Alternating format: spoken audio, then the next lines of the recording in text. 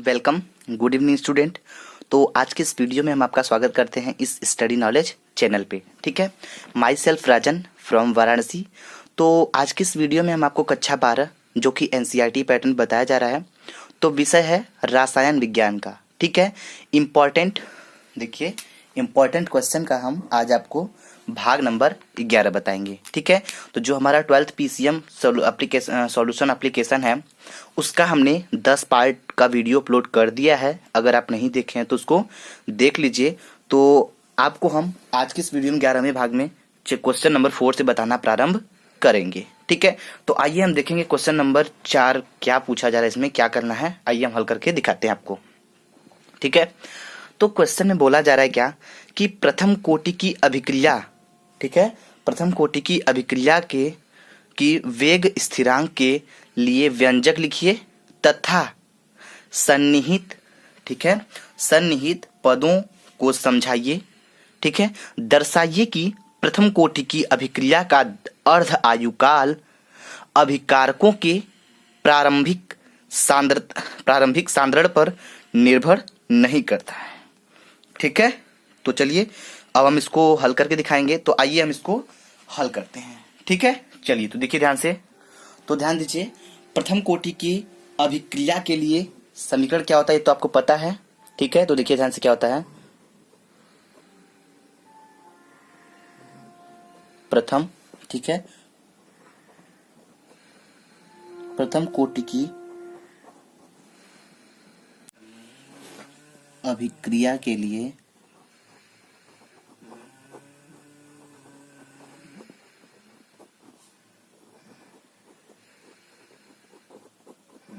ठीक है, तो जो प्रथम कोटि की अभिक्रिया के लिए समीकरण होता है वेग स्थिरांक में, वो क्या होता है, k इक्वल टू, ठीक है, 2.303 अपॉन टी, ठीक है, इंटू लॉग, ठीक है, log a upon a minus x, ठीक है, टू दी बेस 10 होता है। ठीक है, तो ये होता है इसका समीकरण, जहां t क्या है, जहां t इज इक्वल टू क्या है आपका समय है। ठीक है, t क्या है आपका समय है, और a क्या है आपका, इसमें जो a दिया है वो आपका है अभिकारक का प्रारंभिक सांद्रण। ठीक है, प्रारंभिक सांद्रता, तो हम लिखेंगे इसका a बराबर प्रारंभिक सांद्रता, प्रारंभिक सांद्रता। ठीक है, और a माइनस एक्स, जो a माइनस एक्स है वो क्या है, शेष सांद्रता। ठीक है, t समय बाद जो हो जाता है आपका क्या, जो बचता है सांद्रता वही होता है आपका शेष सांद्रता, जो बचा हुआ सांद्रता रहता है। ठीक है, शेष सांद्रता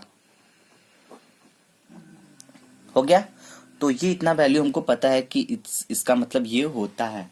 ठीक है, तो अभिक्रिया का आधा सांद्रण समाप्त होने के लिए ये क्या होगा, इसको समझिएगा। ठीक है, तो ये हो जाएगा आपका क्या, लिखेंगे हम अभिक्रिया में, अभिक्रिया, ठीक है, अभिक्रिया में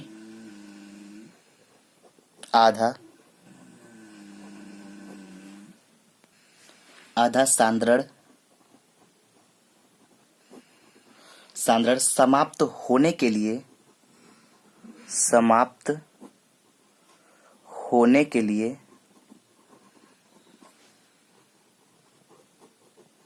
ठीक है, समाप्त होने के लिए परिवर्तन सांद्रण। ठीक है, जब इसको निकालेंगे तो क्या हो जाएगा, x इज इक्वल टू 0.5, जो कि आपको क्वेश्चन में दिया गया है। ठीक है, चलिए तो ध्यान दीजिए, ये हो गया, और t क्या ले लेंगे हम, a तो आपका a रहेगा। ठीक है, t क्या हो जाएगा, t हाफ हो जाएगा, जिसको कहेंगे अर्ध आयुकाल। ठीक है, तो ध्यान दीजिएगा, अब हम इसको कैसे हल करेंगे। ठीक है, तो देखिए क्या होता है, प्रथम कोटि की अभिक्रिया का समीकरण जो होता है वेग स्थिरांक का होता है k इक्वल टू 2.303 इतना होता है। तो t की जगह पे अब हम क्या रखेंगे, t हाफ रखेंगे। ठीक है, तो लिखेंगे टी हाफ, टी की जगह टी हाफ हो गया। अब देखिए इंटू लॉग बेस 10, ठीक है, बेस 10 हो गया। और ए अपॉन ए माइनस एक्स होता है ना, तो ए लिखेंगे माइनस एक्स की वैल्यू हमने क्या मानी है, माइनस 0.5 ए यहाँ पे रहेगा, ठीक है। तो ये हो जाएगा 0.5 ए, इतना हो गया। अब देखिए क्या हो जाएगा, ध्यान से देखिएगा। तो अब हम जब इसको हल करेंगे तो ये हमारा आएगा 2.303 अपॉन टी हाफ, ठीक है, इंटू लॉग ए, ठीक है, ए का ए ही हो जाएगा। और जब हम इसको माइनस करेंगे तो हमको मिलेगा क्या, 0.5 ए मिलेगा, ठीक है। तो ध्यान दीजिएगा, तो हम इसको क्या करेंगे, अब हम यहां से ए को क्या करेंगे, काट देंगे। तो हमको मिलेगा क्या, k equal to 2.303 upon T half, ये हो गया, इंटू लॉग हो गया। अब देखिए क्या है यहाँ पे, तो यहाँ पे 1/0.5 है, क्लियर है। तो इसमें हम ऊपर नीचे 10 का गुणा करेंगे। तो जब गुणा करेंगे तो हमको मिलेगा क्या, 2.303 अपॉन टी हाफ, ये हो जाएगा, इंटू लॉग। तो जब इसमें करेंगे तो ये ऊपर हो जाएगा 10, ठीक है, और नीचे क्या हो जाएगा, 5 हो जाएगा, तो जब हम 5 से इसको काटेंगे तो 5 के 5 दूना 10, तो हमारा log 2 आ जाएगा, ठीक है। तो आगे देखिए अब कैसे होगा, तो हमारा अब आ जाएगा क्या, अब आ जाएगा k equal to 2.303 upon T half हो जाएगा, ठीक है, टी हाफ। और क्या हो जाएगा, टी हाफ, ठीक है, टी हाफ हो गया। अब देखिए क्या हो जाएगा, इंटू लॉग, यहाँ पे 2 आ जाएगा, क्योंकि अभी हमने बताया आपको कैसे कटेगा, 2 5 के 5 दूना 10 कट जाएगा ना। अब देखिए इतना आ गया। तो अब हम क्या करेंगे, सिंपल हम इसमें यहाँ पे जो के है ये यहाँ आ जाएगा। और जब हमको अर्ध आयु निकालना है तो अर्ध आयु निकालना है, तो टी हाफ को अर्ध आयु कहते हैं। तो जब हम अर्ध आयु निकालेंगे तो हमारा आएगा क्या, ध्यान दीजिएगा, तो ये हमारा आएगा T half is equal to, ये हो जाएगा 2.303 अपॉन, अब टी हाफ की जगह क्या हो जाएगा, के हो जाएगा, ये हो गया के, इंटू लॉग 2। तो अब log 2 की जगह पे हम वैल्यू रखेंगे तो हो जाएगा क्या, 2.303 अपॉन के, ठीक है। अब यहाँ पे इंटू log 2, तो log 2 का वैल्यू क्या होता है, log 2 का वैल्यू होता है, इसको मल्टीप्लाई कर देते हैं, ठीक है। तो क्या हो जाएगा, इंटू ये हो जाएगा आपका 10.3010, ठीक है, इतना होता है। तो अब हम इसका क्या करेंगे, इसमें मल्टीप्लाई करेंगे तो हमारा आएगा क्या, हमारा आएगा T half is equal to 0.693 upon क्या आ जाएगा, के आ जाएगा, ठीक है। तो ये हमारा आ जाएगा टी हाफ का वैल्यू जो हमको निकालना था, ठीक है। चलिए, तो हमें उम्मीद है कि ये क्वेश्चन आपको समझ में आ गया होगा। तो चलिए अब चलेंगे क्वेश्चन नंबर 5 में पे। तो देखिए क्वेश्चन नंबर 5 क्या है, आइए उसको हल करते हैं, ठीक है। चलिए तो देखिए क्वेश्चन नंबर 5 में क्या पूछा जा रहा है आपसे कि ब्राउनी गति पर संक्षिप्त टिप्पणी लिखिए, टिंडल प्रभाव को समझाइए, ठीक है। तो आइए हम पहले समझेंगे क्या, ब्राउनी गति या गतिज गुण, ठीक है, इसी को कहते हैं। तो आइए देखते हैं पहले ब्राउनी गुण क्या है, इसको समझिए। तो कोलाइडी कण, ठीक है, कोलाइडी कण सदैव तीव्र गति से क्या होते हैं, टेढ़े मेढ़े गमन करते हैं। जो कोलाइड होते हैं, ठीक है, जो कोलाइडी के कण होते हैं वो हमेशा क्या होते हैं, तेजी से, ठीक, तेजी गति से, कहने का तीव्र गति मतलब तेज गति से टेढ़े मेढ़े, ठीक है, टेढ़े मेढ़े गमन करते हैं। गमन मतलब गति करते हैं, ठीक है। तो गति करते हुए प्रतीत होते हैं, ठीक है, क्या होते हैं, प्रतीत होते हैं जब इनका किसी अति सूक्ष्मदर्शी से निरीक्षण किया जाता है। तो कोलाइडी, ठीक है, तो कोलाइडी कणों का तीव्र गति से टेढ़े मेढ़े चलना ब्राउनी गति कहलाता है। अब जैसे ब्राउनी गति का मतलब आप समझ सकते हैं कि जैसे कि इसमें बताया जा रहा है कि कोई भी कोलाइडी के कण होते हैं वो हमेशा क्या होते हैं, वह हमेशा टेढ़े मेढ़े गमन करते हुए प्रतीत होते हैं। तो जब इनको, ठीक है, जब इनका किसी अति सूक्ष्मदर्शी द्वारा निरीक्षण किया जाता है, जैसे इनको देखा जाता है, तो कोलाइडी के जो कण होते हैं वो क्या होते हैं, तीव्र गति से टेढ़े मेढ़े चलना, इनका जो टेढ़े मेढ़े चलते हैं उसी को क्या कहते हैं, ब्राउनी गति कहते हैं। ठीक है, यानी ब्राउनी गति कहलाता है। ठीक है, तो दूसरा है आपका क्या, दूसरा है टिंडल प्रभाव या प्रकाशीय गुण, इसी को कहते हैं। ठीक है, तो आइए हम समझा देते हैं आपको टिंडल प्रभाव क्या होता है। ठीक है, तो ध्यान दीजिएगा कि अंधेरे में रखे कोलाइडी, ठीक है, अंधेरे में रखे कोलाइडी विलयन में से जब तीव्र प्रकाश पुंज प्रवाहित करते हैं तो इन किरणों का मार्ग नीले प्रकाश द्वारा क्या हो जाता है, दृश्यमान हो जाता है तथा एक शंकु जैसी आकृति प्राप्त होती है। इस प्रभाव को सबसे पहले टिंडल ने देखा था। कौन देखा था, टिंडल ने देखा था, इसलिए इसे क्या कहते हैं, टिंडल प्रभाव कहते हैं या फिर कहा जाता है। तो कहने का मतलब ये है, इसमें बताया जा रहा है कि जो टिंडल प्रभाव होता है इसको अंधेरे में रखे कोलाइडी विलयन में से जब तीव्र प्रकाश का मतलब जब तेज प्रकाश पुंज प्रवाहित हो रही थी, मतलब प्रवाहित होने का मतलब कि निकल रही थी। ठीक है, प्रवाहित करते हैं तो क्या होता है, तो इन किरणों का मार्ग नीले प्रकाश द्वारा दृश्यमान हो जाता है।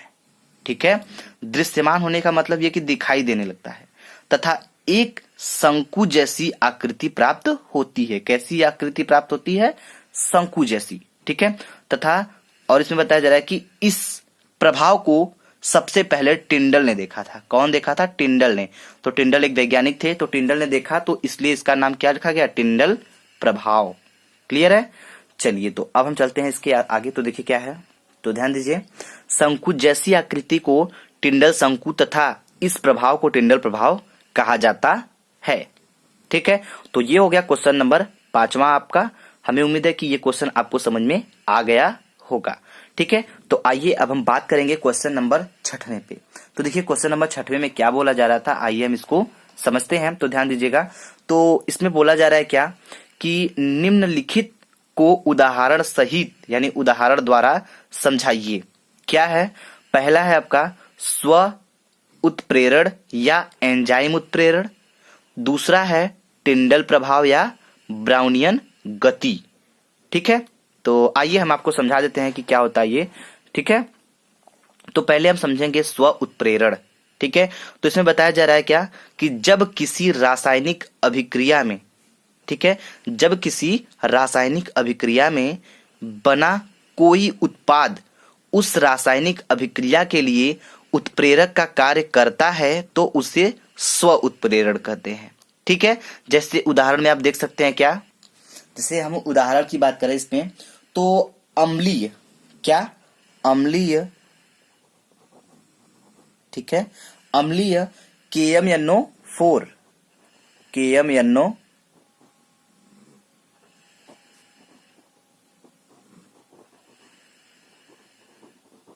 KMNO4 द्वारा ऑक्जेलिक अम्ल, ऑक्जेलिक, ठीक है, ऑक्जेलिक अम्ल, ऑक्जेलिक अम्ल का ऑक्सीकरण, ऑक्सीकरण। ठीक है, तो इसमें बताया जा रहा है कि एग्जाम्पल में जैसे अम्लीय KMNO4 द्वारा ऑक्जेलिक अम्ल का ऑक्सीकरण। तो आइए हम आपको ये रिएक्शन भी समझा देते हैं कि इस रिएक्शन को कैसे किया जाएगा। ये उदाहरण में ही है, तो इसका ऑक्सीकरण कैसे होगा तो हम आपको एकदम अच्छे से समझा देते हैं। ठीक है, तो चलिए देखिए, जैसे हम ले लेते हैं ट्वाइस KMNO4। ठीक है, ले लिए KMNO4, लिए हैं 2 मात्रा। ठीक है, प्लस अब क्या लेंगे हम, अब लेंगे H2SO4, इसका मात्रा रहेगा 3। ठीक है, अब क्या लेंगे, अब लेंगे प्लस 5H2C2O4। ठीक है, तो हम ले लिए क्या, ऑक्जेलिक अम्ल ले लिए हैं। ठीक है, इसका ऑक्सीकरण कर देता है। तो ध्यान से देखिए, तो हम इसको जब निकालेंगे तो K कितना है, 2 ठो है। ठीक है, तो इसको निकालेंगे कैसे, जब K 2 ठो है तो और यस क्या है, इस K2 को SO4 के साथ, SO4 कितना है, 3 ठो है। तो देखिए निकालेंगे K2SO4। क्लियर है। अब देखिए आपका क्या बचा है। ठीक है, आपका बचा है क्या, के तो खत्म हो गया, टोटल 2 ठो था, 2 ठो खत्म हो गया। ठीक है, और यस तो 4, यस कितना था, 3 ठो था, तो यस आपका 1 खो निकला, अभी 2 ठो बाकी है। ओ कितना था, 4 तिहाई 12, 12 ठो यहाँ पे है, और 4 दूना 8, तो 8 12 8 20, 20 ठो आपका ओ है। टोटल ओ कितना है, सॉरी अभी यहाँ पे भी ओ है, तो कितना है, 5 चौका 20, मतलब कहने का कि 20 ठो यहाँ पे है और इसको मिला के 20, मतलब 40 ठो आपका ओ है टोटल। ठीक है, तो अभी निकला कितना है, 4 ठो निकला है। बाकी हम कैसे निकालेंगे ये ध्यान से देखिएगा आप लोग। ठीक है, तो अब हम निकालेंगे यम एन कितना है, 2 ठो है, तो अब निकालेंगे प्लस ट्वाइस यम एन। ठीक है, ट्वाइस यम एन एसओ 4। अब क्या निकला, 2 ठो के था, 2 ठो के निकल गया, 2 ठो यम एन था, 2 ठो यम एन निकल गया। यसओ 4 कितना था, यसओ 4 यहाँ पे 3 ठो देखा जाए यहाँ से, तो हम यहाँ से निकाल दिए, 1 खो यहाँ पे, 1 खो यहाँ पे, तो ओ कितना गायब गया, 4 ठो यहाँ निकल गया। बाकी कितना निकला, 4 दूनी के 8, 8 और यहाँ पे 4, 8 4 12, मतलब 12 ठो आपका ओ निकल गया है। ठीक है, अब आपका यस कितना था, 3 ठो था, तो यस 1 खो यहाँ पे निकला है, 1 खो यहाँ पे, 2 ठो यहाँ पे निकला है, तो यस आपका टोटल खत्म हो गया। ठीक है, तो देखिए यहाँ 2 लगा आगे ना, तो 2 ठो यस खत्म हो गया, और यहाँ पे यस है तो 3 ठो यस है टोटल, तो 3 यस खप गया। अब बचा है वो आपका 40 ठो था, तो अभी तक 12 ठो निकला है। अब देखिए हम कैसे निकालते हैं ये समझिएगा। ठीक है, अब हम निकालेंगे CO2, कहां से निकालेंगे ये देखिएगा। ठीक है, तो देखिए सी कितना आपका, 5 दूनी के 10, 10 ठो सी है। देखिए इधर जगह नहीं है इसलिए हम यहीं पे निकालते हैं, प्लस करके सी कितना है, 10 ठो है, तो निकलेंगे 10 सी। क्लियर है, O2 निकालेंगे, O2, तो 10 दूनी के 20, 20 ठो, तो ऐसे ही ओ खप गया आपका, खप गया कि नहीं, तो 10 दूनी के 20, 20 ठो यहाँ हो गया, 4 ठो यहाँ हो गया, 24, 24 और 8 यहाँ निकल गया, 24 8 कितना होता है, 24 8 32 होता है। ठीक है, तो बचा कितना, 8 ठो अभी ओ आपका बचा है। कितना बचा है, 8 ठो ओ बचा है। और यच कितना बचा है, यच आपका 10 ठो है। कितना है, सॉरी यच कितना आपका, यच आपका टोटल 3 दूना 6, 6 और 5 दूना 10, 10 6 16 ठो आपका है। 16 ठो आपका क्या है, यच है, और आपका 8 ठो बचा है क्या, ओ। तो हम इसको कैसे बैलेंस करेंगे, हम यहां से लिखेंगे 8 H2O। ठीक है, तो 8 दूनी के 16, तो 16 ठो यच कंप्लीट हो गया, और बाकी ओ कितना है, 8 ठो है, तो 8 ठो ओ कंप्लीट हो गया, तो रिएक्शन हो गया बैलेंस एकदम। चलिए अब हम समझ लेते हैं एंजाइम उत्प्रेरक क्या होता है, आइए इसको समझ लेते हैं। तो ध्यान दीजिएगा, एंजाइम उत्प्रेरक की बात करें तो नाइट्रोजन युक्त, ठीक है ध्यान दीजिए, नाइट्रोजन युक्त कार्बनिक की कार्बनिक, ठीक है, यौगिक हैं जो जीव जंतुओं की जीवित कोशिकाओं में पाए जाते हैं। ये जीव जंतुओं के कोशिकाओं में पाए जाते हैं, कौन, ये जो एंजाइम है। ठीक है, और बताया जा रहा है क्या, ये जीव जंतुओं में होने वाली रासायनिक अभिक्रियाओं में उत्प्रेरक का कार्य करते हैं। क्या कार्य करते हैं, अभिक्रियाओं में उत्प्रेरक का कार्य करते हैं। ठीक है, अतः इन्हें जीव रासायनिक उत्प्रेरक भी कहते हैं। ठीक है, दूसरे शब्दों में यह, ठीक है, रासायनिक अभिक्रिया जिसमें एंजाइम उत्प्रेरक के रूप में कार्य करते हैं। ठीक है, चलिए तो हमें उम्मीद है कि ये क्वेश्चन आपको समझ में आ गया होगा आज का।